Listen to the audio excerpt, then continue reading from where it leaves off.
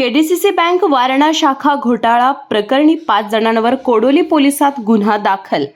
केडीसीसी बँकेच्या वारणानगर शाखेमध्ये शाखेतील 5 कर्मचाऱ्यांनी 3,22,00,000 रुपयांचा घोटाळा केल्याचं प्रकरण उघडकीस आलं असून या प्रकरणी वारणा शाखेतील 5 कर्मचाऱ्यांवर कोडोली पोलिसात गुन्हा दाखल केला असून त्यापैकी 4 कर्मचाऱ्यांना कोडोली पोलिसांनी अटक केली आहे।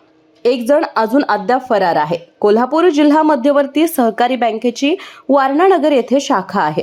बँकेतील 5 कर्मचाऱ्यांनी सर्व कर्मचाऱ्यांनी संगनमताने बँकेची आर्थिक फसवणूक करून बँकेचा विश्वासघात केला आहे। प्ले स्लिपवर, चेकवर खातेदाराच्या खोट्या आणि बोगस सह्या करून तसेच खातेदारांच्या नावाने बोगस खाती उघडून त्यातून रकमा काढण्यात आल्या, तसेच खातेदारांची बंद खात्यावरील रकमा काढून घेतल्या।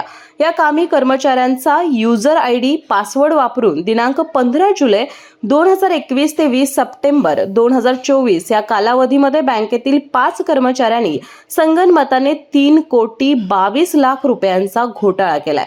आर्थिक व्यवहारासंबंधीची महत्त्वाची कागदपत्रे आणि केवायसी तपासणी करत असताना बँकेच्या तपासणी अधिकाऱ्यांना वारणा शाखेमध्ये घोटाळा झाल्याची बाब लक्षात आली।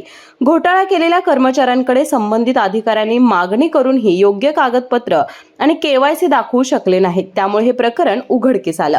या प्रकरणी जिल्हा बँकेच्या वारणानगर शाखेतील 5 कर्मचाऱ्यांवर कोडोली पोलिसात गुन्हा दाखल करण्यात आलाय। जिल्हा बँकेचे उपव्यवस्थापक बाळासोहरी बेलवळेकर यांनी याबाबतची फिर्याद कोडोली पोलिसात दिली आहे। या घोटाळा प्रकरणी पन्हाळा तालुक्यातील मालेतील मुकेश विलास पाटील क्लार्क, आरळेतील शिवाजी शहाजी पाटील कॅशियर, कोडोलीतील मीनाक्षी भगवान कांबळे कॅशियर, कोडोलीतील शरीफ मुमताज मुल्ला कॅशियर या 4घांना कोडोली पोलिसांनी अटक केली असून जिल्हा बँकेच्या वारणा शाखेचा शाखाधिकारी पन्हाळा तालुक्यातील कळे येथील तानाजी ईश्वरा पोवार हा फरार असून त्याला अद्याप अटक झालेली नाही।